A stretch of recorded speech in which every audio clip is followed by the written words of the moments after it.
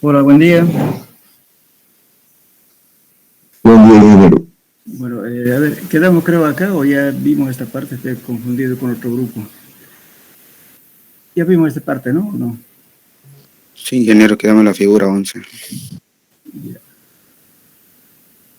11.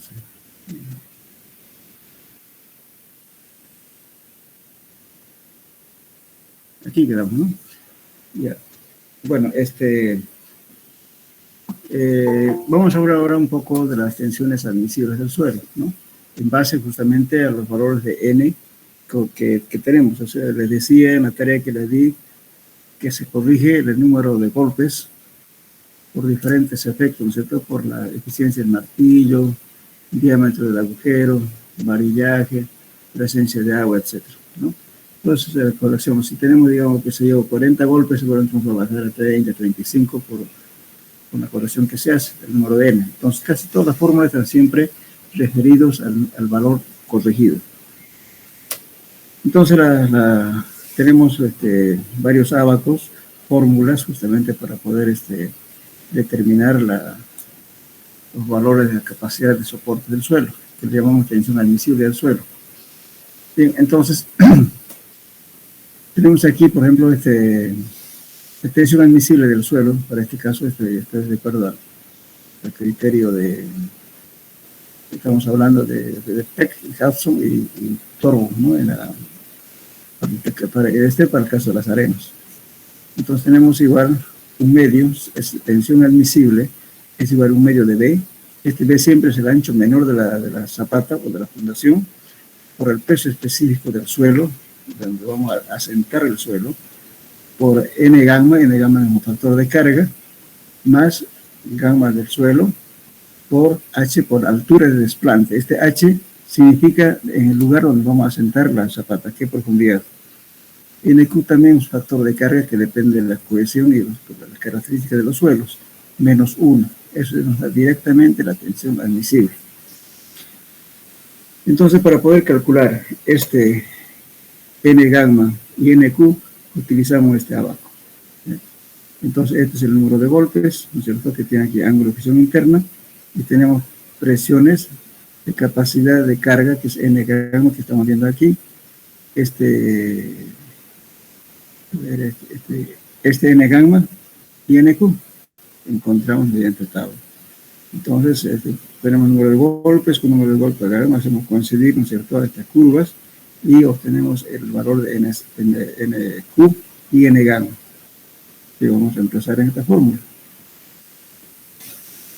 Bien, eso nos llamamos el factor de capacidad de carga que tenemos aquí.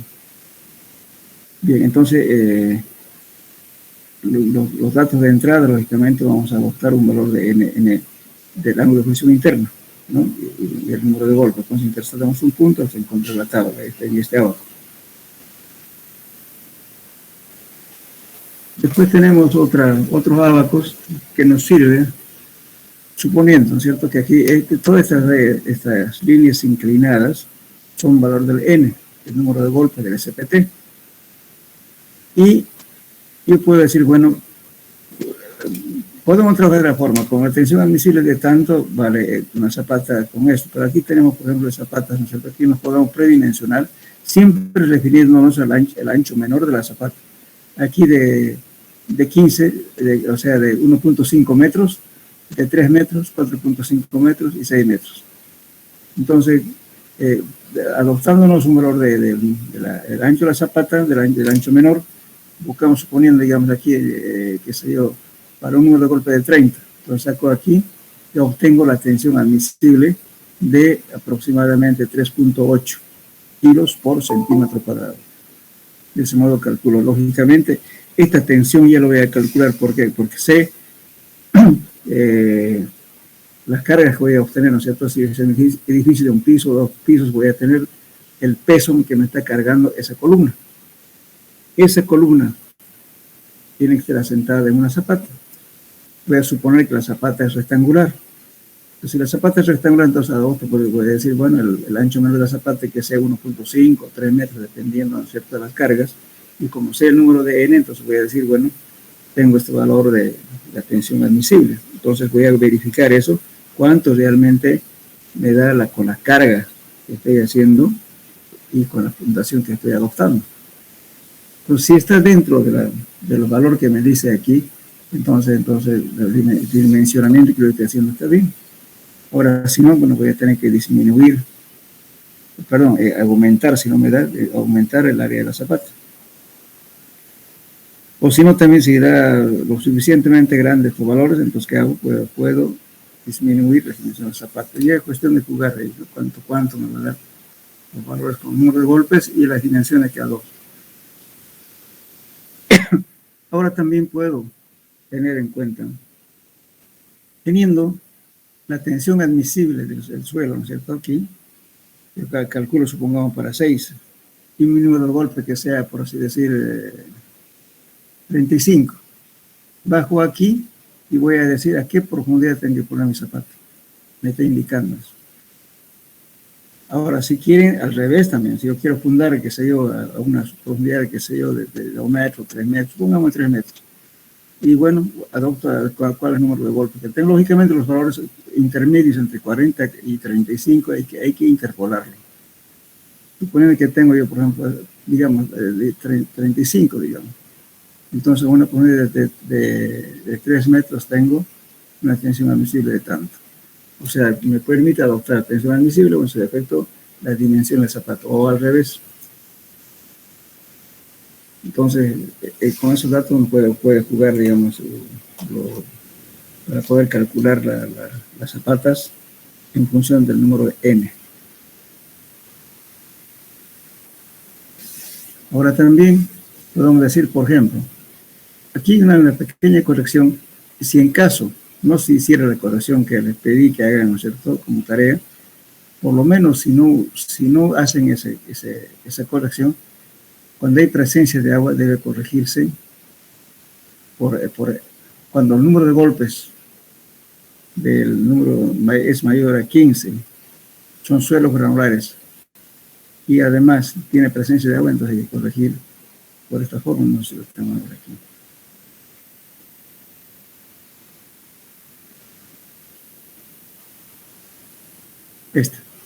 Por esta fórmula.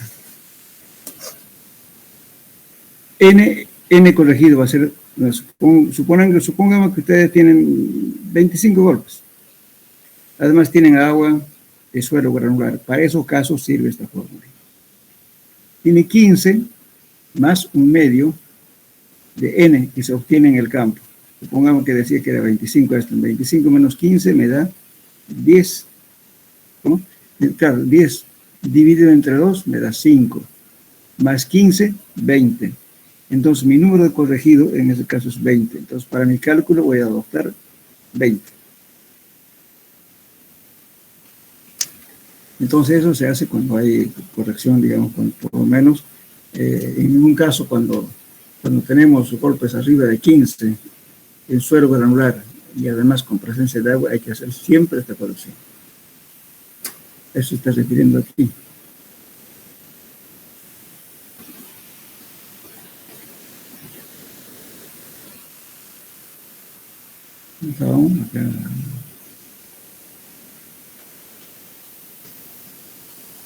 Aquí.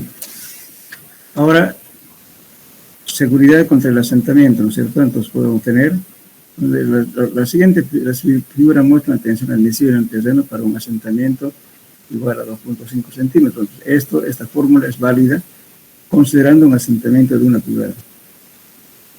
En el caso de una zapata rectangular B es la menor dimensión. Entonces estamos igual que el otro, que no estamos tomando en cuenta. Nosotros podemos poner, es decir, que aquí viene el número de golpes de arena suelta, medianamente compacta, muy compacta. Y tenemos el ancho B de la zapata. Aquí, y nos podemos calcular la tensión admisible para esa zapata que estamos queriendo utilizar. Si no da nuestra tensión admisible del suelo, entonces no podemos. Lo que estamos haciendo, comparando siempre los valores reales de la carga, suponiendo en una columna me está dando 30 toneladas, y le pongo un área de contacto, que es la zapata, voy a tener una presión. Entonces, si esa presión es menor que esto, entonces el problema está solucionado. Pero si me da la presión solicitante mayor que esto, entonces ahí vaya la cosa. Entonces, en ese caso, ¿qué tengo que hacer? Aumentar las dimensiones de la zapata.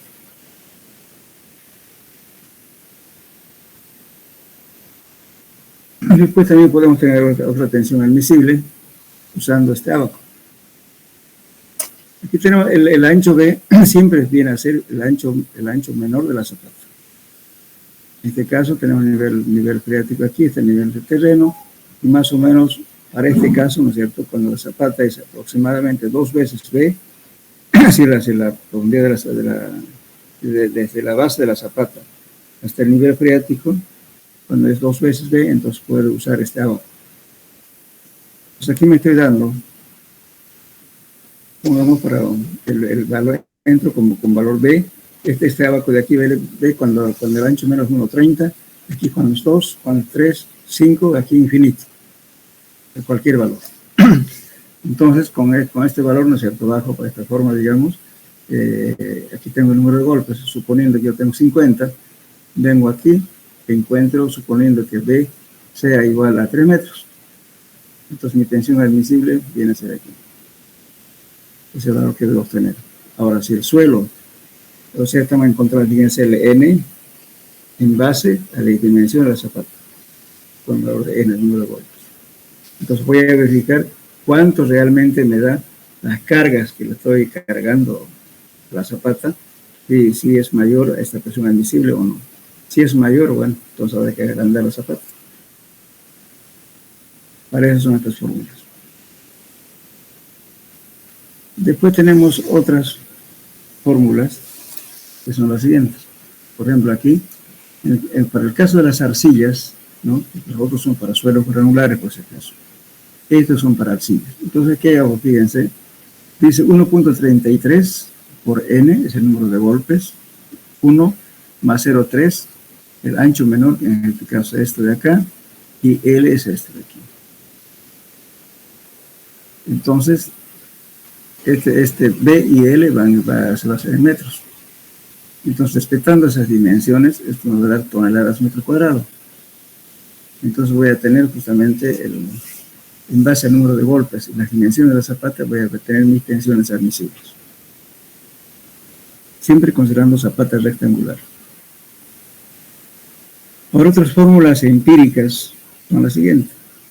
Otra fórmula muy aplicada cuando no se conocen dimensiones de la zapata y para suelos granulares que están sobre el nivel freático se puede aplicar el siguiente criterio. Entonces, digamos, por ejemplo, tengo un suelo que no, en el momento de ejecutar el trabajo del estudio, no hay presencia de agua. Entonces me está diciendo, para ese caso yo puedo adoptar este criterio. N sobre 5. Pero generalmente nunca se debe adoptar esto, porque a no ser que sea una zona en una ladera o una zona donde nunca va a haber acumulamiento de agua, tampoco no va a subir el nivel freático. En ese caso podemos aplicar esa fórmula de N sobre 5. Pero generalmente algunas veces decimos N sobre 8 o directamente sobre 10. Entonces, digamos, cuando está debajo del nivel freático, ¿no es cierto?, estoy hablando de suelos granulares. Entonces se reduce al 50%. Entonces, en vez de que sea 5, directamente es este valor. Esto me va a dar en toneladas metro cuadrado, pero si en caso multiplico por 1.33 dividido entre 10, ¿no es cierto?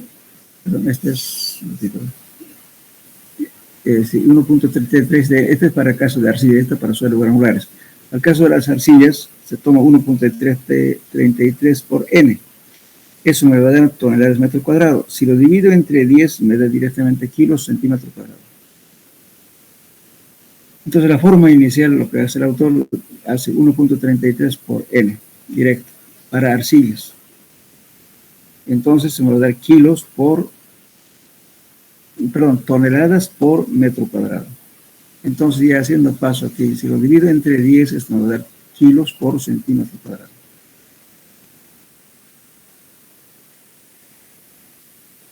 Después tengo, esta es la fórmula de Bowles. Bowles me dice, para suelos con gravas y arenas, considerando un asentamiento de 1 pulgada. Casi todas las fórmulas siempre admiten un asentamiento de 1. Se puede utilizar la siguiente expresión. 0.6 por n corregido es el número de golpes con SPT corregido, menos 3 por B, el ancho menor, más 0.305 sobre 2 veces B. Todo esto elevado al cuadrado. Entonces esto me está dando directamente en kilos por centímetro cuadrado. Bien, ahora, ¿qué ocurre? Cuando me da esta relación de Z sobre B, cuando me da mayor a 1, entonces hago una corrección. A este valor obtenido de aquí voy a multiplicar para agrandarlo más, siempre y cuando que esto sea mayor a 1. La relación de Z, Z viene a ser la profundidad de desplante o el nivel de fundación. Beta es el ancho, perdón, B es el ancho menor. Si esta relación me da esto, entonces aplico esta fórmula. Entonces, ¿qué hago? 1 más Z sobre B. Todo esto, que me dé este resultado, lo multiplico al valor que obtuve aquí. Ahora sí, pero máximo hasta 2. Si me da esta relación de 1 más Z sobre B, digamos 2.5, no puedo poner 2.5, no lo multiplico 2.5, solamente el máximo 2. Eso es el limitante, por eso dice aquí menor o igual a 2. No podemos aumentar más de 2 si esta relación me da más de 2. Entonces, solamente hasta 2. Bien, tengo otra fórmula, según Skepton. Esto es exclusivamente para arcillas. C viene a ser la cohesión del suelo y NC es un coeficiente, ¿no es cierto?, que depende de la forma geométrica de la zapata, más el peso específico del suelo y Z, la profundidad del desplante. O sea, la profundidad donde va a estar asentada la zapata. En ese caso, uso esta tabla. Primero entro, para hacer esta tabla, hago Z sobre B. Con Z sobre B, supongamos que Z viene a ser la profundidad del desplante y divido en el ancho menor de la zapata. Supongamos que me dé 0.06. Entonces, mi NC va a ser 7.10, que se quede aquí. Este es el valor de la cohesión del suelo. Esto vamos a hacerlo en el laboratorio, con las muestras obtenidas de campo. La cohesión multiplicada por NC, más el peso específico del suelo también, donde estamos asentando las zapatas del peso específico, por Z, la profundidad de desplante. Eso nos da tensión admisible del suelo para esa fundación. Esto solo vale para arcillas.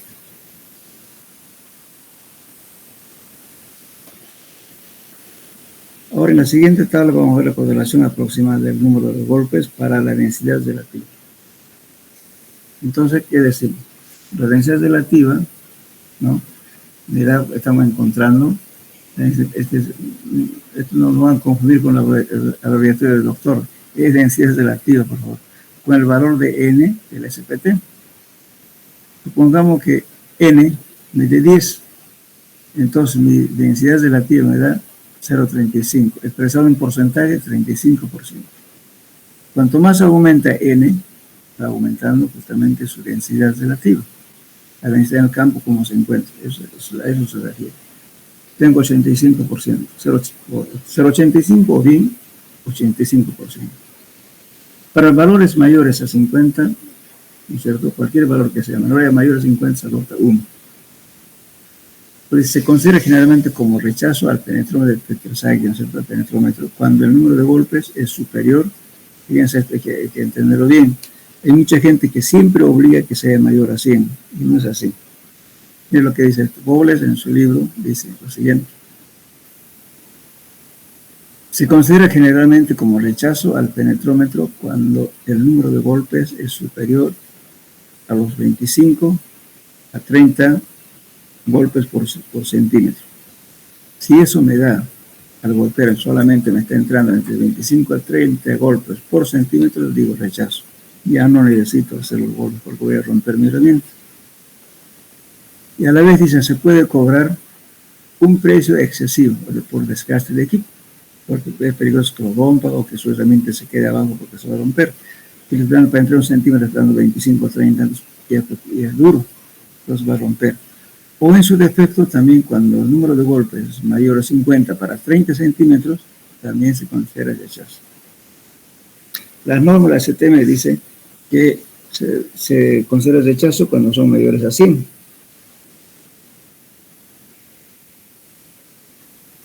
Para los 30 centímetros últimos. Pero no quiere decir que hay que golpear los 100. Si a mí me da una relación, el número de golpes que estoy haciendo con SPT, para 5 centímetros, digamos, me dé 30 golpes, entonces, ¿qué va a pasar? En los 15 centímetros que tengo que penetrar, me va a dar 30 más 30 más 30, ¿no? Son 60, 90 golpes, ¿sí? En 15. Y por otros 15 o otros 90 son 180 golpes, entonces es mayor a 100.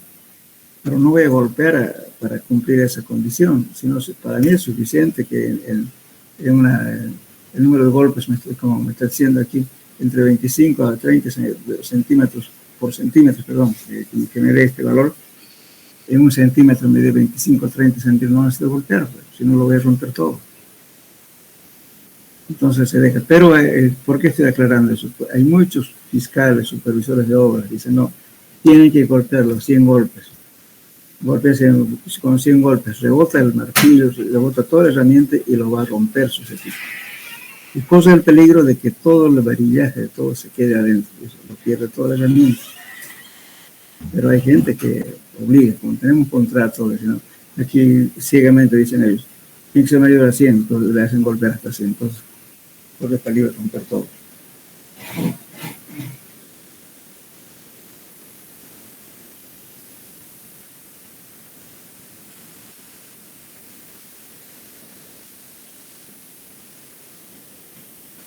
¿Se está entendiendo hasta acá o no me están entendiendo?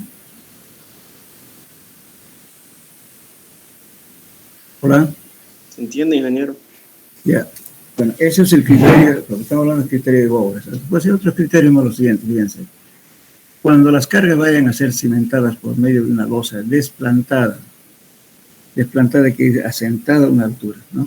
Sobre un lecho de arena, la capacidad de la carga admisible puede determinarse por la siguiente expresión. Esto para el caso de que la cimentación esté asentada sobre, esta es una losa, ya no una zapata, es una losa, sobre un lecho de arena.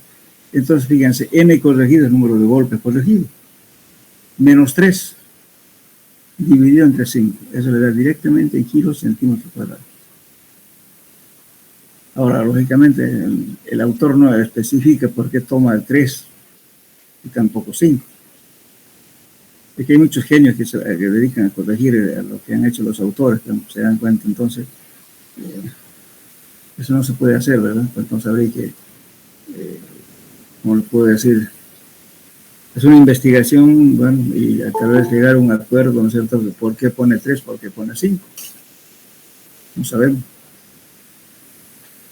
Ahora, en el caso de que las losas estén asentadas en gravas, con gravas con arena, entonces se utiliza esta fórmula. N corregido dividido entre 4. Por FP es un factor de corrección.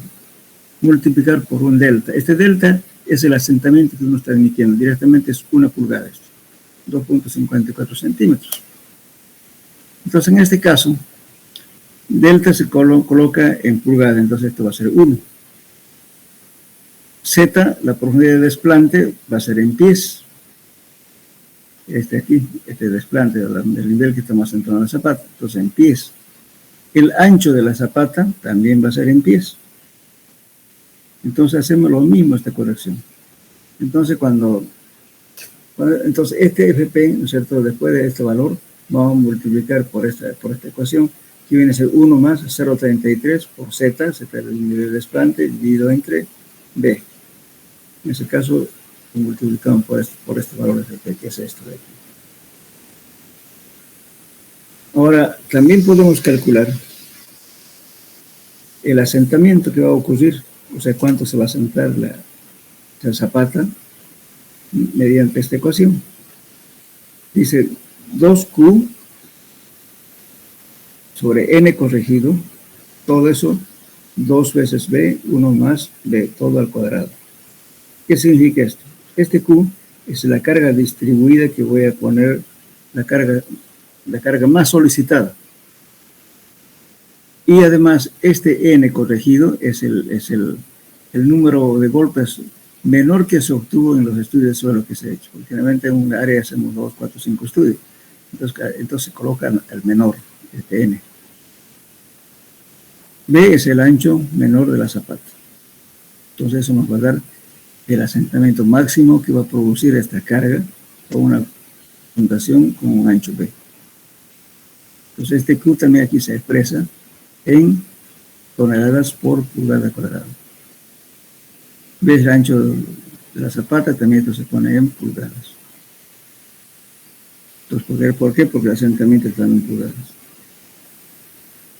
Ahora, después de eso, si quieren expresar en otras unidades, lo expresan, pero primeramente hay que respetar lo que está diciendo el autor. Que pongamos el Q en distribuidas, carga distribuida, que sea toneladas por pulgada cuadrada, y que el ancho de la zapata también sea en pulgadas, y así nos va a dar el asentamiento en pulgadas.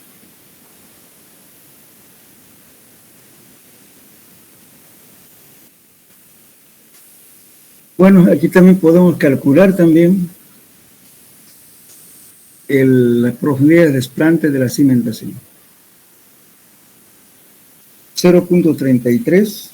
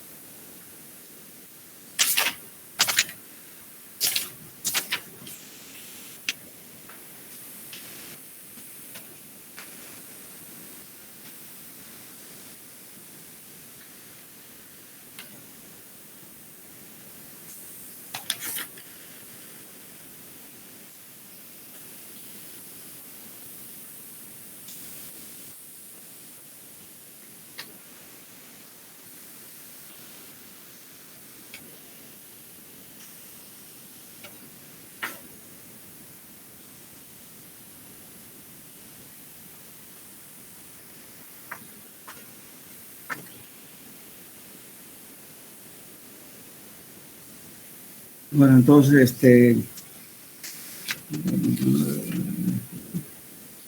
bien. Entonces, tenemos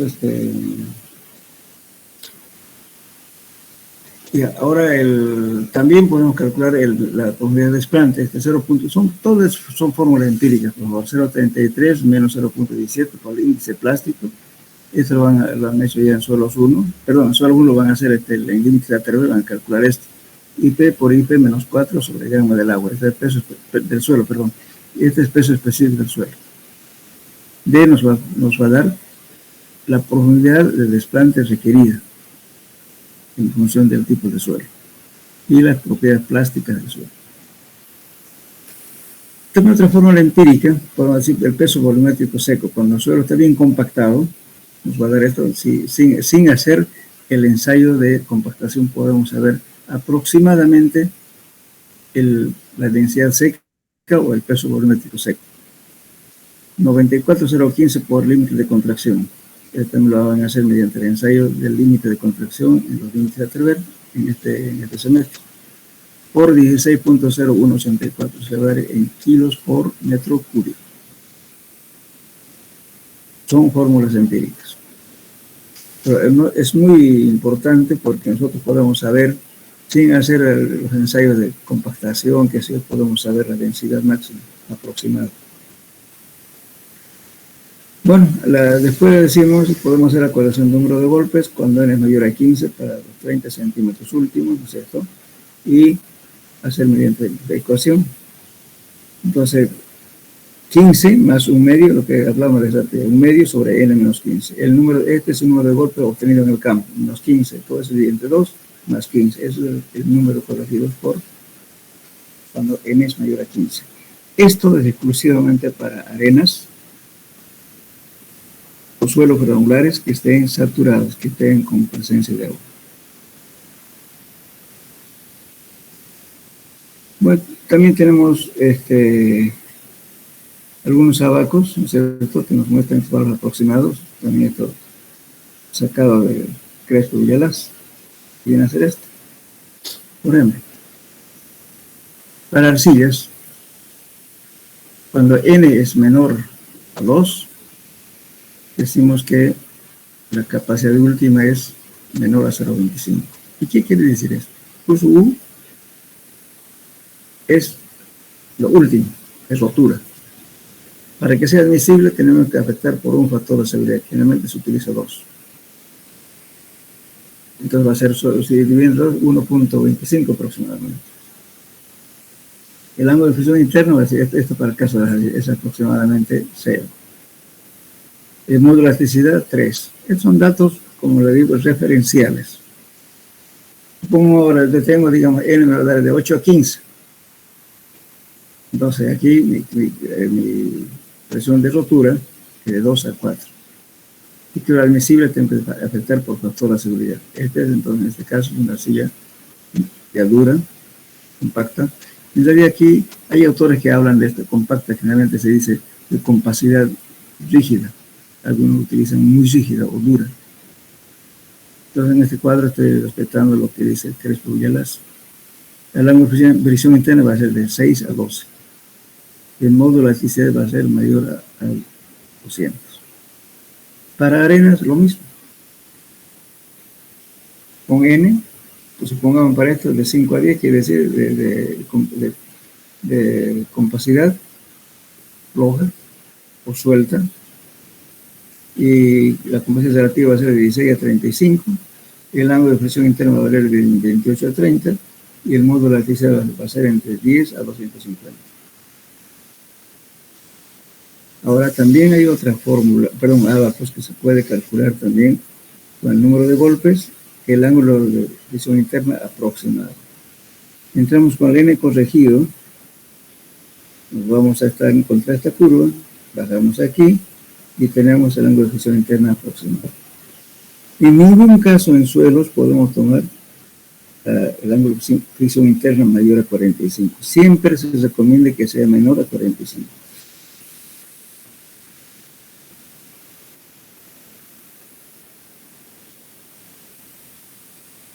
Bueno, después tenemos un factor de corrección para el número de golpes que ya anteriormente hablamos, ¿cierto? Que se encuentra con la presión intragranular o presión efectiva, que eso ocurre cuando hay presencia de agua.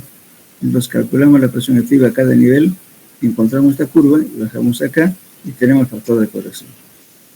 Entonces el factor de corrección va a ser entonces n corregido, el número de golpe corregido va a ser n de campo que se obtuvo multiplicado por este valor, que nos va a dar este valor Fc que encontramos aquí en este. Perdón, con presión intergranular, estoy equivocado. Con la presión intergranular encontramos de la tabla y nos va a dar este C, que es el factor de corrección. Entonces el n corregido de campo ya hemos corregido, ¿no es cierto?, de otros factores, supongamos por lo que le indiqué, por eficiencia del martillo, por diámetro de agujero, por varillaje, todo lo demás. Entonces aquí, como hay presencia de agua, entonces esto se hace solamente corrección, esta corrección es aplicable solamente en caso de suelos granulares. Entonces ya el n corregido, ¿no es cierto? El n corregido va a ser igual al n de campo multiplicado por este C que vamos a encontrar aquí. Bien, o si no, aplicamos estas fórmulas. De Liao-Widman, Skepton, etc., ¿no? Tenemos varios criterios por calcular. En este caso, de todos modos, viene el logaritmo de presión efectiva. Igualmente, si quieren, cualquiera de estas ecuaciones pueden utilizar. El más usual en la práctica es este de aquí. Este. Bien. Ahora también otras formulitas empíricas que le va a permitir calcular la humedad óptima y el límite plástico menos 1.5. O también el valor de índice plástico, el límite líquido por 0.75 menos 7.7. Eso le da índice plástico. Son fórmulas empíricas, vuelvo a repetir. Ahora, módulo de estático también. Te hace una prueba de Severi y lo multiplica por 8. Eso es un módulo de elasticidad. Bien. Ahora tenemos también, ¿está claro hasta ahí, jóvenes? Fíjense, son fórmulas que se puede aplicar en función de N. Todo en función del número de golpes.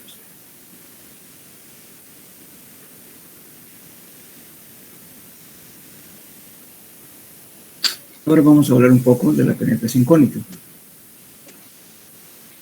El CPT. CPT se llama Cone Penetration Tester, ¿no?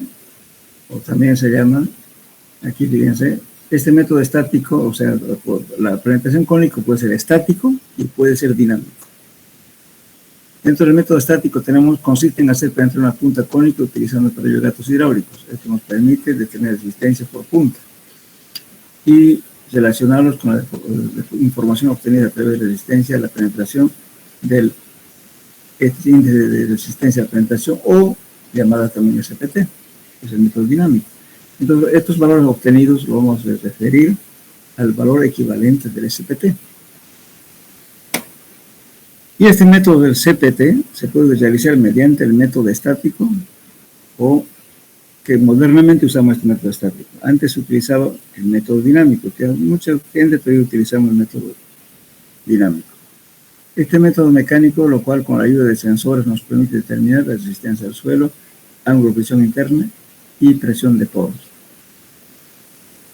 En este esquema estamos viendo un método estático. O sea, aquí la punta que se llama, ¿no es cierto? Eso se llama el método del DPH. Bueno, después vamos a ver, veremos aquí primeramente. Tenemos una herramienta cónica, fíjense que vamos a meter esta herramienta mediante un gato hidráulico, que viene montado en camiones, son equipos especiales, con el cual vamos a medir la resistencia por punta. Esta resistencia por punta ya está calibrado al referente al número de N de CPT.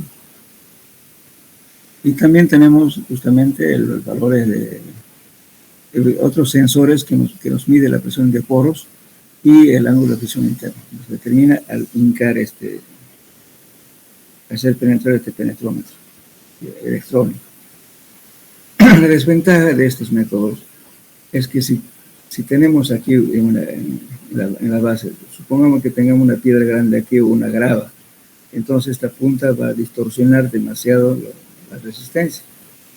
¿Por qué? Porque está empujando una piedra. Por eso a veces este método no es muy utilizado en terrenos muy duros, ni tampoco en zonas donde hay piedras, y no funciona el sistema. Bien. Después de esto, también hay el método dinámico. El método dinámico es el cono holandés y otros conos. El otro cono que se está usando actualmente, ¿no? Porque hay bastante influencia de los españoles, porque los españoles utilizan este método. Se llama el DPHS. El DPHS dice la penetración cónica dinámica súper pesada. Por ahora no tengo eso porque no lo puse aquí en este trabajo que estoy presentando. Anoten, por favor, agarren un lápiz. Describir una tarea, por favor, para como investigación. Describir el método de penetración cónica DPSH. Lo que quiere decir penetración cónica súper pesado.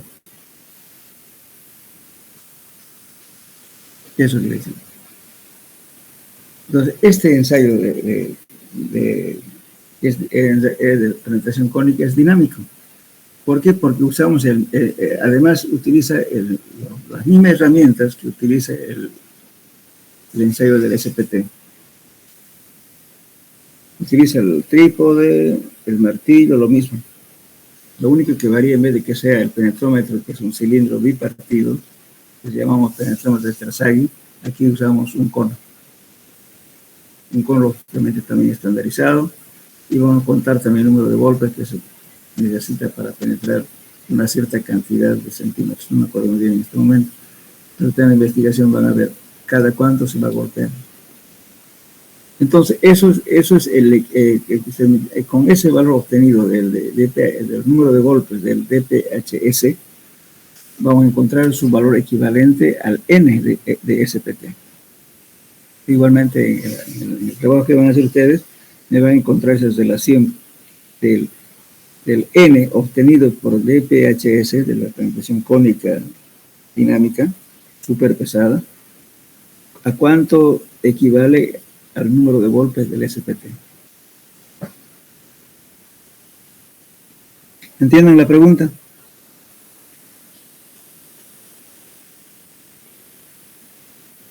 Hola.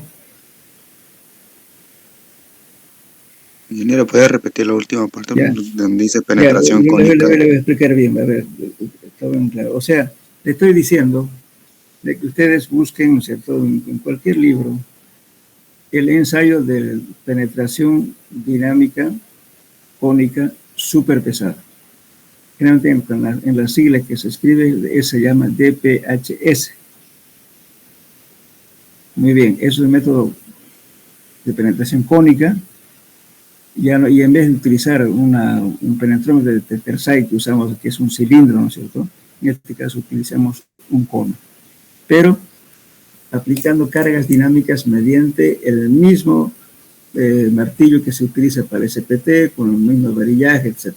Lo que varía, en vez de que sea penetrómetro de Terzaghi, usamos un cono.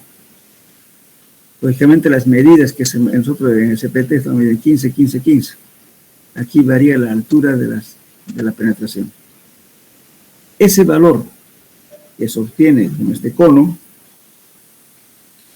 se relaciona mediante una ecuación, hay varios criterios, ¿no? Entonces busquen esa relación que lo convierte al N del CPT, o sea, de la penetración cónica que estamos hablando, lo convierte el equivalente del SPT. Con ese valor del SPT, ustedes usan los ábacos, tablas, fórmulas, lo que quieran. ¿Ahora entendieron? Sí, ingeniero. Ya. Entonces, una vez que describan el método, van a encontrar la relación que existe para convertirlo el número de golpes con el cono a cuánto equivale al número del N obtenido con SPT. Van a practicar porque resulta que ahora la gente que viene, especialmente los españoles, exigen este ensayo. Hay que hacer paralelo a veces. Lógicamente, como estamos haciendo una penetración cónica, metemos golpes, pero no estamos sacando muestras. Entonces, paralelamente hay que hacer un orificio al lado para sacar las muestras y decir, bueno, qué tipo de suelo, porque usted puede darle mucho golpe en arena como puede darle muchos golpes en arcilla. Pero como no sacamos muestras con el cono, entonces hay que hacer un agujerito para sacar las muestras aparte, para saber qué tipo de suelo es. Justamente la penetración cónica nos relaciona cuando lee ese valor tanto, que el CPTU, por ejemplo, también. Aprovechemos la segunda antes que me olvide. Entonces, esta tarea que le estoy dando es DPHS. Ahora me van a describir el ensayo del CPTU.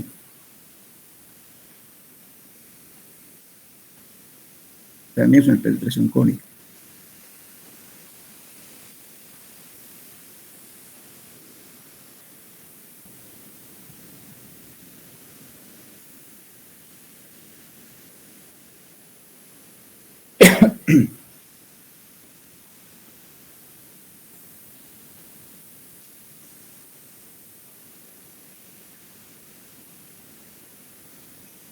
Después le voy a preparar otras preguntitas que no quiero llenarles muchas preguntas para el uso del dilatómetro.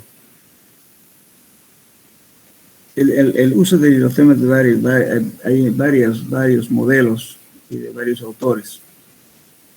El dilatómetro, a ver, si no, nótenlo también. ¿Cómo se hace el ensayo con un dilatómetro?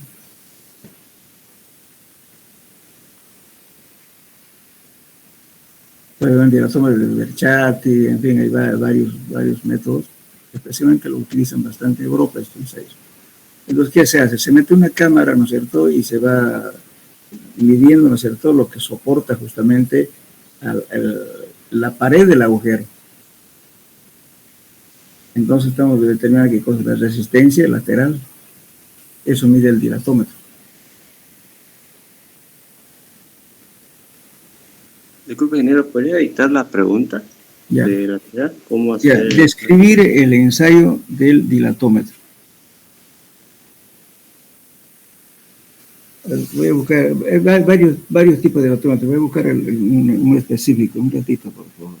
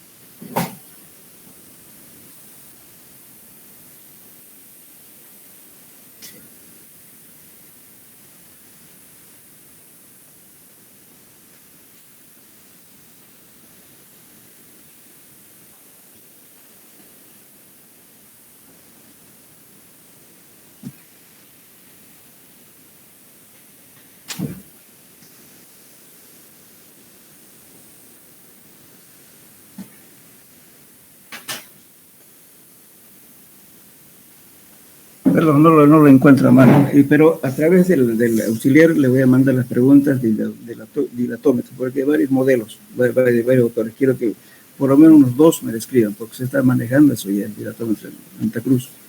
Hay una empresa que tiene ya el dilatómetro, no sé si en la universidad ha llegado unos equipos, no sé si tienen dilatómetro. Incotec tiene dilatómetro, pero voy a poner otro tipo más de varios autores, ¿no? El principio es lo mismo, que lo que se trata es, mediante una cámara, presionar la parte lateral y determinamos justamente eso para hacer muros de contención, por ejemplo, ¿no? O que estén, digamos, sometidos a esfuerzos laterales. Para eso sirve eso. Y me van a hacer eso. Entonces, le queda pendiente esa pregunta, se lo voy a complementar. Voy a mandar una notita auxiliar para que ustedes pongan en su tema de investigación. Estamos hablando, ¿no es cierto?, de la penetración del cónica de PHS y del dilatómetro. ¿Ya? Ahora, este método se llama el DCP. Este fue inventado por Soares, que justamente también hay discusión sobre este tema. Este es un equipo que tiene, fíjense, es un martillito que pesa apenas 4.6 kilogramos, ¿no? 8 libras. Entonces, ¿qué hace esto? Entonces tiene un pequeño martillo que se levanta con la mano. Aquí tiene un cabezal, el cual se lanza aquí y se golpea sobre esto. Aquí tiene un varillaje que para mantener estable a las barras del cono. Aquí está un cono y el cono es este. Entonces, lógicamente también aquí se mide la penetración hecho por el autor, que equivale justamente al valor de 1515 del N del SPT. Este equipo reemplaza al ensayo del SPT. Es pequeño. Yo tengo este equipo, hemos hecho varias veces las pruebas, dan similar resultado, pero lamentablemente en nuestro medio no la aceptan porque están más acostumbrados al SPT. Este es un equipo liviano. Nosotros hemos hecho varios trabajos, por ejemplo, en Cobija, hemos hecho en Guayaramerín y otras partes. Cuando uno ve un avión, no va a llevar, es difícil llevar un equipo del SPT, porque es pesado. Aquí es un vehículo. Cuando los caminos no habían pavimento, no habían camino, entonces aquí es en avión. Nosotros íbamos en avión poquito. También para petroleros hemos hecho varias veces de ensayo. Pero lamentablemente hay que darles una charla y una breve explicación para que acepte la gente. No lo conoce mucho, pero ustedes de todos modos lean, está en el texto, y también pueden encontrar en softwares, en el libro de softwares encuentran este equipo, este método. Es bien sencillo y liviano. Las barritas se hacen cada metro. Usted puede entrar tranquilamente a varios metros. Lógicamente, aquí también hay la herramienta auxiliar. Se va haciendo un agujero con pala y cacha, paralelamente, limpia la herramienta y golpea otra vez. En cada vez va entrando, va limpiando y golpeando sucesivamente. La ventaja es que es liviano. Se puede llevar en un avión. Nosotros varias veces hemos hecho trabajo en la zona de Beni y Pan. También por alguna zona, digamos, cuando la empresa petrolera estaba en su auge, había zonas inaccesibles. Pues son estudios que hay que hacer en la cima de una montaña, entonces uno puede, bueno, a veces no se puede subir, pues, ¿no? A veces se hacían, cuando hacíamos el SPT, a veces había que ir hasta alquilando caballos, ¿no? Para llevar la carga del SPT. Y este equipo es el máximo para entrar a unos 10, 15 metros, no necesita más de 100 kilos, 150 kilos, no necesitamos. Entonces, en cambio, con el SPT va a llevar cerca de unos 300, 400 kilos. No es pesado. Bien. Pero eso lo tiene en el texto. Pero entonces el DPHS no está. Lo van a investigar sobre eso y los valores del número de golpes equivalentes al SPT.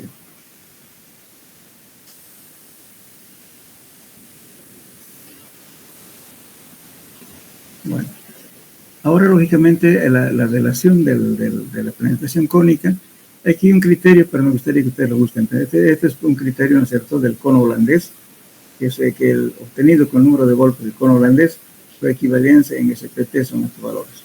Es Q sub C del cono sobre el número de N. Entonces vamos a obtener estos valores y le va a dar sus tensiones admisibles.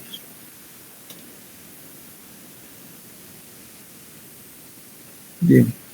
Esto ya lo vimos con ustedes, ¿no es cierto?, cuando vimos el mochador de pared delgada. También hay que explicarles, ¿no es cierto?, cuando se está perforando un suelo, cuando hay boleos, quiere decir piedras bolones, son gravas, partículas de diferentes tamaños. A veces hay que utilizar una serie de taladros, hay que utilizar cinceles. O sea, en una exploración uno tiene que inventarse.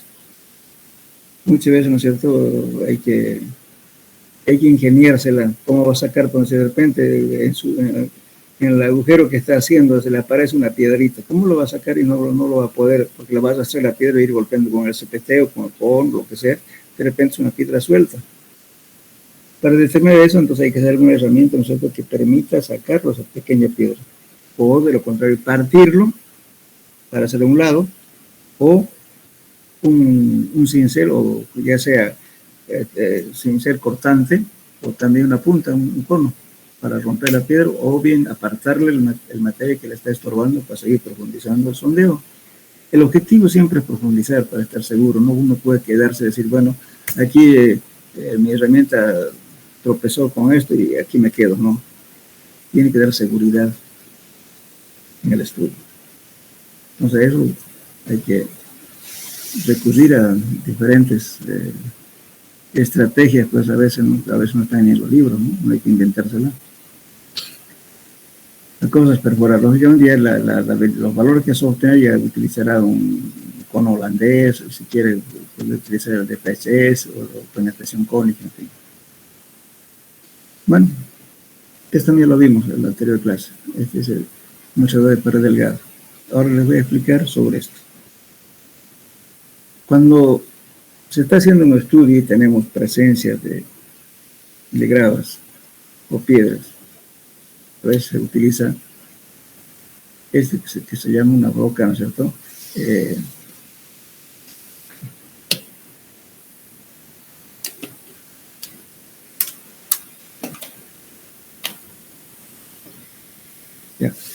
Métodos rotatorios en roca. En caso de que no se pueda usar el método de percusión, puede usarse taladros a rotación con rocas de diamante, el tipo de cáliz o carburo de tungsteno.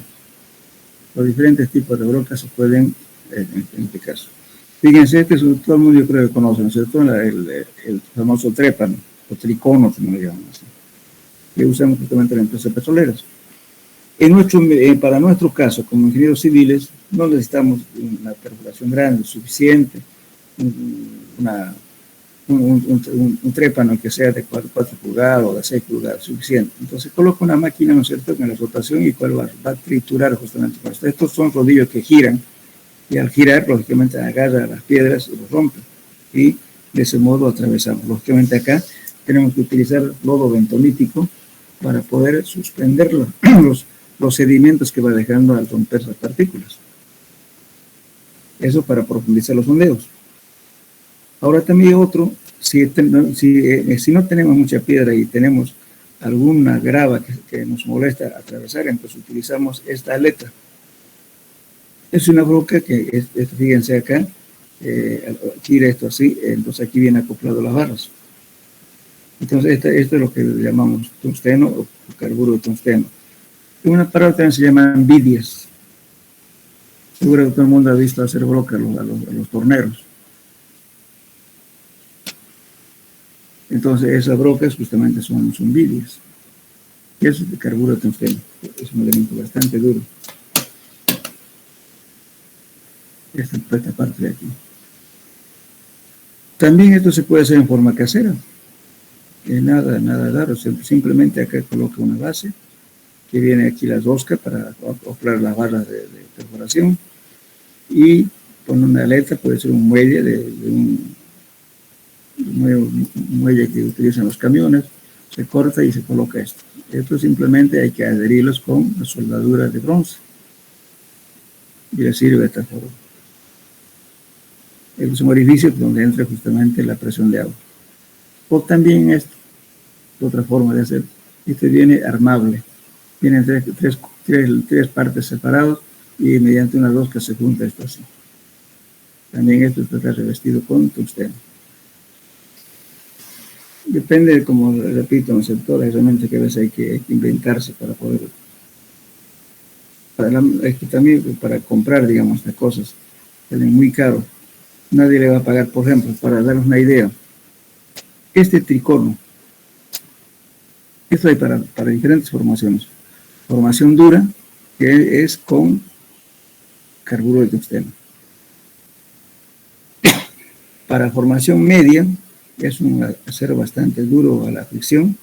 Y para blandos tienen esta protuberancia más grande y lógicamente el acero tampoco no es tan duro, porque es para formación blanda. Entonces, un trépano de 6 pulgadas con carburo de tungsteno está costando alrededor de $2.500 a $3.000 uno. Entonces nadie le va a querer pagar para atravesar un estrato de grava con piedra, pagarle que si para 2 metros pagar $3.000 o $2.500, no lo van a pagar. Igual en pozo de agua también se utiliza esta misma herramienta. Cuando encontramos piedra hay que meter broca de tungsteno. Cuidado que estén llorando cuando alguna vez ustedes hagan algún negocio de un pozo de agua o perforar para hacer un puente en roca, ¿no? Y por ganar la pega estén haciendo costos muy baratos, después se arrepientan. A mí me pasó a varios alumnos míos, tenía que ayudarle. Alguna vez nos puede ayudar porque es cuestión de dinero. Por eso alguna vez no. Si ustedes tienen este tipo de trabajo, no. Yo como profesor estoy siempre para aconsejarles o darles una idea, ¿no? Para que no tengan ese tipo de problemas. Entonces, se agarran un trabajo, digamos, por ejemplo, a veces le dan cálculo de un puente con más el estudio. Y el tipo le pone su precio, que su cálculo va a costar tantos días, pero el estudio de suelo lo pone como si fuera algo secundario. Y es justamente lo que, si es roca, le va a costar harto. Para que tengan idea. Un metro porque los tamaños de las rocas vienen por diámetro del hueco que le va dejando, especialmente. Vamos a hablar de esto. Estas son las rocas con diamante. Entonces esto va girando, ¿no es cierto? Va haciendo un agujero y va cortando las piedras y el núcleo sale por aquí, por el medio. Entonces, este es un equipo, fíjense, este es un equipo para justamente hacer el estudio en roca. Las muestras que se están sacando son estas. Este está cortando y está sacando este núcleo. Entonces tiene una herramienta especial para poder sacarlas, ¿no es cierto?, las muestras. Entonces tenemos utiliza unas cajas para poner en forma secuencial toda la formación de la roca que está saliendo aquí. Entonces a esto lo vamos a medir nosotros, ¿no es cierto? Va a depender el uso de esto. Fíjense aquí diferentes formas de trepa. Por ejemplo, dice corona semi-redonda con diamantes de grado A para rocas duras y extremadamente duras. Entonces estos son los diamantes que ven aquí, son de alta pureza, duro, y por consiguiente eso le va a costar más caro. Estos son coronas de carburo de tungsteno para formar una roca blanda. Fíjense aquí no lleva diamantes, sino lleva carburo de tungsteno. Entonces esto, una roca blanda lo corta por una arenisca, una limonita, lupita, esto es suficiente esto para cortar. Pero si es roca dura, hay que ver por esto. A veces, si es mucho más dura, todavía hay que buscarse una corona impregnada. Ya no se ve ni siquiera estos puntitos que se ven, porque son diamantes. Cuando es roca impregnada solamente es polvo de diamante que vea pegado esto. Justamente la gente que no entiende, a veces lo golpea esta roca. O la corona que le llamamos normalmente en mecánica del suelo. Entonces, lógicamente, al golpear, ningún cristal es resistente al impacto. La fricción soporta al diamante, pero no al impacto. A la abrasión es soporte, pero no al golpe. Entonces trajina mal y quedan pues sin los cristales de diamante y no corta nada. Hay mucha gente inconsciente, pasa muchas veces. Lo manejan como si fuera cualquier fierro porque no se ve estas cositas de acá. Son chiquititas. Solamente cuando vea la luz así se ve el reflejo, pero eso es de alto quilataje. Por consiguiente, su costo es mucho más grande todavía. Aquí, entre más grande sea este gránulo, es más ordinario la corona. Cuando este granito no se ve, es mucho más fino, es lo que es diamante impregnado. Después tenemos otro, por eso viene por tipo A, tipo B, tipo C, para decir, para formación también las formas tienen diferentes formas, tienen escalonadas, en fin. Entonces el operador tiene que saber escoger cuál es lo ideal para el lugar donde va a trabajar. Esta es una corona de forma piloto que estabiliza la cara portante, lo que reduce la desviación y la divulgación de los diamantes de grado H, para usar en rocas muy fracturadas. Entonces cuando tiene una roca muy abrasiva, porque se mueven las rocas, entonces hay que tratar de usar esto. Ahora, si realmente se mueve la roca, porque imagínense que están queriendo atravesar el canto rodado, todos son piedras redondeadas y todo en movimiento. Si está girando, resulta que acá se adhiere el pedazo de piedra y va girando. Usted está gastando todo su diamante, pero no avanza nada, porque le está haciendo girar la piedra. En ese caso, en los orificios que se van haciendo, hay que cementarlo. ¿Y qué es cementarlo? Se inyecta lechada de cemento al fondo, se saca la herramienta y se deja que frague el cemento para agarrar las partículas que se mueven y cortar. La inyección le puede avanzar cada inyección entre 20, 30 centímetros nomás. Y después tienen que otra vez inyectar. Entonces es pérdida de tiempo, dinero y todo lo demás. Por eso en ríos donde hay gravas, piedras que atravesar y que cobran más caro, todo el mundo cree, ¿no?, que son piedritas, pasa, al revés todo se mueve. Entonces, además se usa doble herramienta. Para que no haya derrumbe, se coloca otra camisa encima, también con diamante, para proteger el derrumbe lateral. Entonces está usando doble herramienta. En cambio, si hacemos una perforación en roca sana, entonces estamos haciendo solamente con una sola broca, esta entra directo, no necesita camisa. La camisa o revestimiento también se llama, o ademia también se llama, que ponemos otro tubo de protección para que no derrumbe, para ir avanzando con esto. Avanzamos esto, sacamos las muestras inalteradas y luego otra vez metemos la camisa hasta la altura que entró esta roca. Y sucesivamente vamos sacando estos núcleos así. Ahora, de esta cantidad de núcleos, ¿qué hacemos? Justamente estamos poniendo en forma secuencial, digamos que sea el punto cero, digamos aquí, hasta acá, después lo volvemos así, cosa de tal modo que si queremos formar la litología del suelo, del lugar donde estamos estudiando, podemos ponernos un campo determinado y lo vamos a ver exactamente cómo está conformado toda la formación de roca. Inclusive le pondré hasta el buzamiento, podemos determinar con qué dirección está aproximadamente el buzamiento de roca, qué dirección tiene. Y nos vamos a fijar de qué datos vamos a obtener de esto. El porcentaje de recuperación. ¿Cuánto recupero? Si entra 1 metro, si recupero solamente 30 centímetros, solamente es 30% de recuperación. Y de esa recuperación me voy a ver cuántos valores de RQD voy a tener. ¿Qué es un RQD? Es la calidad de roca. Entonces, de ese pedazo de roca que saqué, todos pedacitos, lo voy a medir. Entonces, voy a escoger todo material, todos los pedazos de estos núcleos que estamos viendo acá, que sean mayores o iguales que 10. Eso se llama RQD. Eso voy a tomar en cuenta para sacar el porcentaje de RQD obtenido por metro. Y de eso voy a hacer la prueba de compresión, tracción, todas las medidas que ustedes quieran. Hacemos mecánica de rocas. Y el coeficiente de seguridad que voy a utilizar para esto es bastante alto. Tenemos desde 5 hasta 25, 27. Cuanto más sea fracturado, más meteorizado de la roca, hay que poner un coeficiente mucho más alto. Ese es el valor que vamos a dar al calculista para que decir, bueno, ponga su puente aquí. ¿Por qué le damos factor de seguridad alto cuando está todo totalmente meteorizado? Porque lógicamente con el peso, con la vibración que haya, se va a ir acomodando las piedras. Entonces lógicamente puede haber asentamientos. Entonces hay que decir al tipo, no ponga mayores presiones que tal valor. Generalmente se puede dar como referencia que sea menor o igual a 3.5, que es lo más conservador. De repente la rotura de la roca le va a dar, qué sé yo, 50 kilos por centímetro cuadrado. No le diga eso a la lumbre porque le ha sido un cierto, pero tome un factor admisible el tanto. Y con eso tiene que trabajar.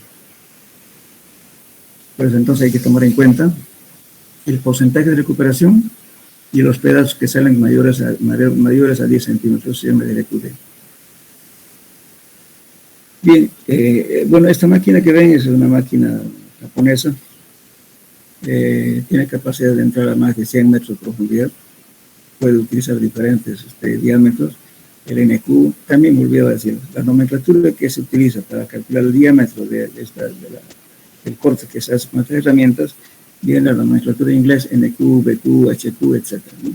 Viene, lógicamente ya es equivalente en centímetros, ¿no?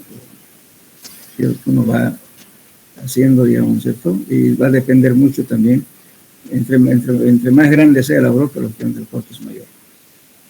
Generalmente para estudios geotécnicos aplicado en ingeniería civil, manejamos el BQ y NQ, dos medidas. Bien, entonces este equipo tiene la capacidad de girar 200 revoluciones por minuto hasta 4.000 revoluciones por minuto. Tiene caja cuarta. Entonces, por eso si usted quiere ganar plata, hay que tener un buen perforista. Si no, las brocas que cuestan caro, pues para que tengan idea, una broca de NQ, que es un poquito más ancho que el BQ, le está costando entre 600 y 700 dólares. En dólares. Entonces usted no puede cobrar menos de eso por metro, de repente un metro lo quemo 2 brocas. si no sabe manejar el técnico, o sea, el operador, y no supo, digamos, hacer su presupuesto, va a tener que poner plata en su bolsillo, porque la herramienta cuesta caro.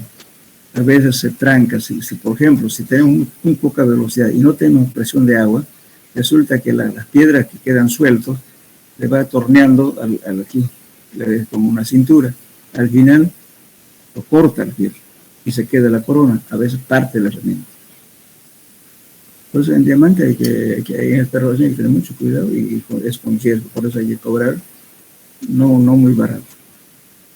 Repito, ¿no es cierto? ¿Por qué estoy hablando de esto? Porque varios muchachos han agarrado trabajos en Potosí, otros han agarrado para represas en Sucre, otro en La Paz, en la de La Paz, que hace boderas también, casi vende su casa para terminar el trabajo que se comprometió. Entonces, lógicamente, a veces la inexperiencia hace meter la pata.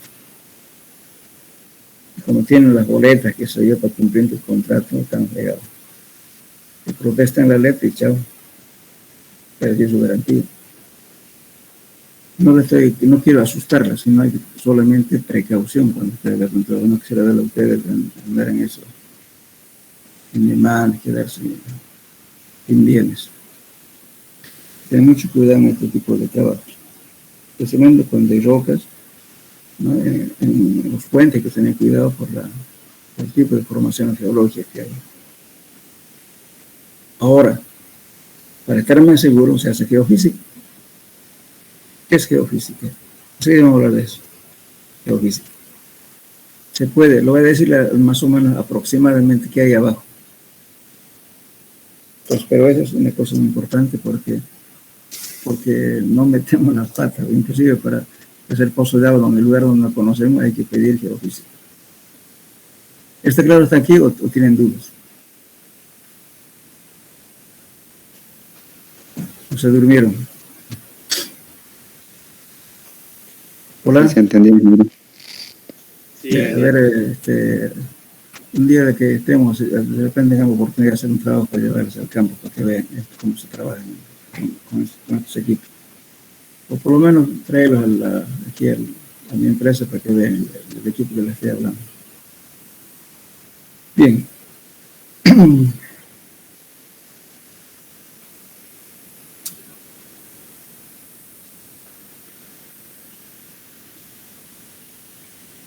Pues terminaremos esta partecita, que es el método geofísico. El método geofísico es un método indirecto, ¿no es cierto?, para determinar la formación estratigráfica del suelo. Este método, o sea, el método sísmico, por ejemplo, que estamos viendo acá, dice, este método se fundamenta en las diferentes velocidades de propagación de ondas vibratorias de tipo sísmico a través de diferentes medios de materiales y los medios realizados sobre diversos medios y permiten establecer velocidad de propagación de onda, ¿no es cierto?, entre 150 a 2500 metros por segundo. Entonces, aquí tienen, por ejemplo, ¿qué se hace? ¿Cómo se hace ahí? Esto se utiliza más en la petrolera. Algunas veces piden de fracción sísmica. Aquí, ¿qué pasa? Por ejemplo, este es un detonador para el explosivos. Entonces se hace un agujero, ¿no es cierto? Aquí 1, 2, 3 sucesivamente, y luego se ponen cargas explosivas. Y mediante este equipo hacen que hay explosiones en forma secuencial 1, 2, 3 sucesivamente, ¿no es cierto? Y entonces este equipo, que es un equipo amplificador, que es un oscilógrafo, registra justamente, ¿no es cierto?, esto cómo ha ido propagándose las ondas. Y con eso determina justamente, ¿no es cierto?, el tiempo o sea, registra, hace esta gráfica de este tipo. Entonces, los geólogos ya tienen caracterizado cuál es su valor, por ejemplo, de la propagación de ondas. Para este caso, esta es otra cosa, esto es para esta cosa, no sé, vamos a ver de eso. Entonces, en función de eso, hacen el esquema, ¿no es cierto? Dicen a tal profundidad hay tipo de formación, aquí, acá, en fin. Entonces determinan justamente las posibilidades de que si hay pozo de agua, si hay posibilidades de petróleo, de gas, etc., ¿no? En función de eso. Entonces utilizan, esto es más para el área petrolera. Ahora, el más utilizado es este para nosotros, el método de resistencia eléctrica. Este método se basa en que los suelos dependiendo de su naturaleza, presentan mayor o menor resistividad eléctrica. Aquí justamente estamos haciendo un ensayo de geofísica en la zona de la quebrada de, ¿cómo es el río Buenda? Este es el geofísico y aquí está estos son cables, rollo de cables. Aquí tiene justamente el equipo que hace la resistividad y luego también tiene una fuente de energía que es una batería y va haciendo lecturas con un amperímetro aquí que las quema. Equipo para determinar la resistividad eléctrica. Este es el método de Wegner, ¿no? Que fue el autor justamente de este método. Entonces, ¿qué se hace? Que fíjense, tengo aquí electrodos que voy a clavar a una distancia de la misma abertura. Y tengo acá una batería y un amperímetro. Entonces, ¿qué hago? Con la batería estoy haciendo atravesar una carga eléctrica, lo puede medir es la caída potencial. Entonces, hago pasar, ¿no es cierto?, a través de estos cables la prueba eléctrica. Entonces, aquí estoy leyendo justamente, aquí tengo un electrodo de corriente, aquí también, y aquí tengo un potenciómetro. Este potenciómetro, ¿qué hace? Hace de que yo pueda subir o bajar el voltaje. Esa finalidad tiene este aparato, este potenciómetro.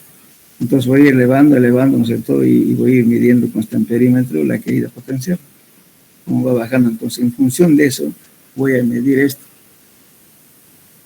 Se entra y hay programas, no sé, un modelo que en función del tipo de resistividad que se mide en ohmios metro, va haciendo el dibujo, eso se llama SEP, sondeo eléctrico vertical, que le va a dar una estratigrafía aproximada en función de la corriente que ha hecho pasar.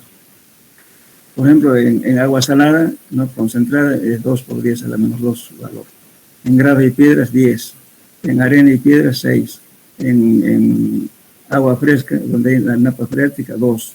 Es decir, en arenas, 1. Entonces, en función de estos valores, ya que ya está tabulado, el geofísico va a ser un perfil geológico, que se llama SEP. SEP quiere decir sondeo eléctrico vertical. Entonces, este hombre que está haciendo aquí es un geofísico, que está haciendo justamente midiendo. Entonces, ¿qué hacemos aquí? Por aquí hay un cable, fíjense. Entonces, este cable lo puedo hacer más cerrado o más abierto. Entonces, hago variar las distancias de separación de un punto a otro. Entonces, ahora hay una variante, ya este método, basado justamente en este método del doctor Wegner, se utiliza ahora el método de Schulberger. El método Schulberger lo que hace es simplemente variar la separación, ya no importa que estén todos iguales. Entonces ahí hay un software que permite que el geofísico alimente la información con la resistividad que va leyendo en este aparato y automáticamente obtiene un perfil estratigráfico. Bueno, lo que hace es justamente mide entonces la formulita para medir la resistividad eléctrica es 2 veces pi, por A es la separación de un punto a otro de los electrodos, por viene a ser la corriente, perdón, E viene a ser,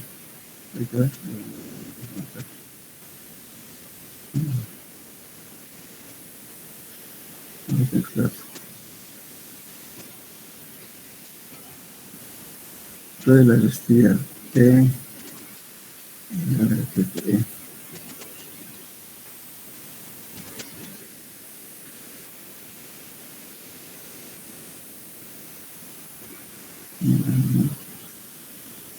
dice a distancia de separación intensidad de la corriente es este valor 2pi que viene a ser,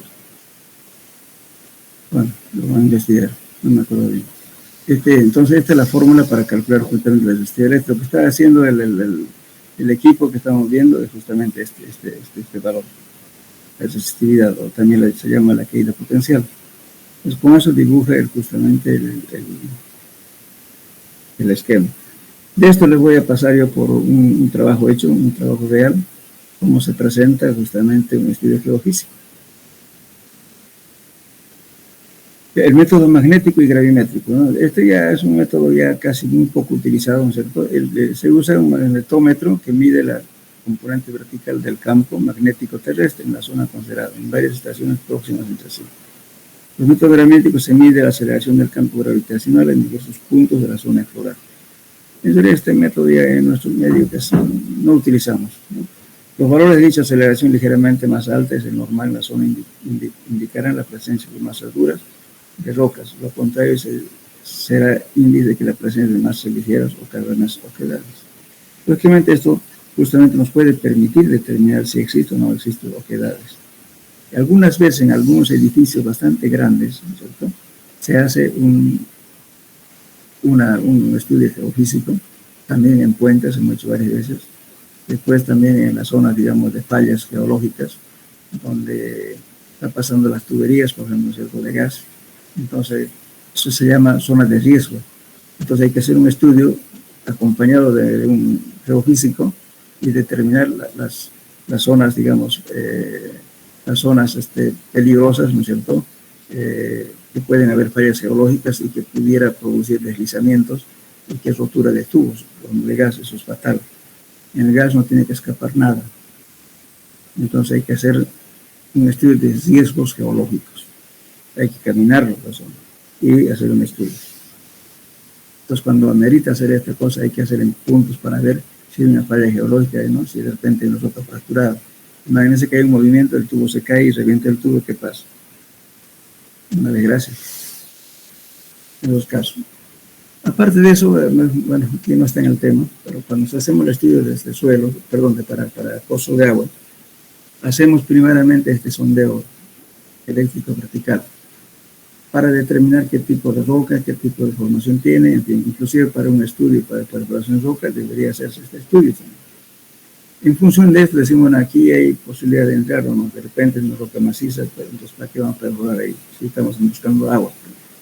Una vez perforado, ¿no es cierto?, ya sea en zonas de arcilla, de limo, de arena, lo que sea, se hace un perfilaje eléctrico. Ese perfilaje eléctrico es justamente meter una sonda en el agujero que ya está hecho y metemos 3 sondas, medimos las velocidades gamma y beta, ¿no es cierto?, y la necesidad eléctrica. En función de eso vamos a tener 3 tipos de curvas. Entonces el geólogo interpreta y dice, aquí hay posibilidad de roca con grava, aquí hay posibilidad de agua, aquí hay posibilidad de tal cosa. Entonces a eso le permite diseñar el pozo de agua, ¿no es cierto?, donde va a colocar los filtros. Especialmente se hace en zonas donde no se conoce si hay acuíferos o no. En esos lugares amerita hacer eso. Lógicamente que encarece la perforación, porque ese trabajito, por ejemplo, el geofísico le va a operar por lo menos para hacer un trabajo hasta unos 100 o 200 metros, le va a salir aproximadamente $2,000. Y si no encuentra, tiene que ser diferentes puntos. Ahora, después de hacer el agujero ya, entonces viene el perfilaje eléctrico. Ya se le va a cobrar por lo menos otros $1,500, $2,000 también. O sea, solamente en estudio geofísico va a gastar cerca de $4,000, pero es más. Entonces, si hacemos para pozos chicos, no amerita hacer eso. Entonces, hay que tomar siempre referencias de los vecinos o algo así. Por eso, de hacer pozos de agua en zonas que no conocemos es riesgo. Bueno, entonces, esto sería todo lo que es sondeos. Y la próxima clase vamos a mandar ya de profundidad de sondeos, la separación entre sondeos. Entonces, quedaremos aquí.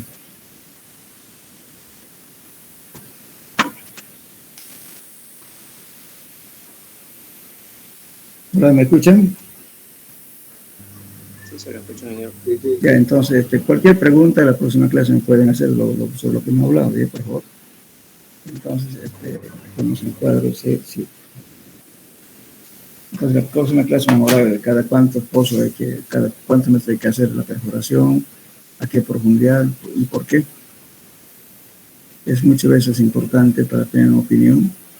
Y algunos profesionales piden, háganme un pocito para construir una casa de 5 pisos, ¿no? Con un pozo, ¿qué va a hacer? No dice nada.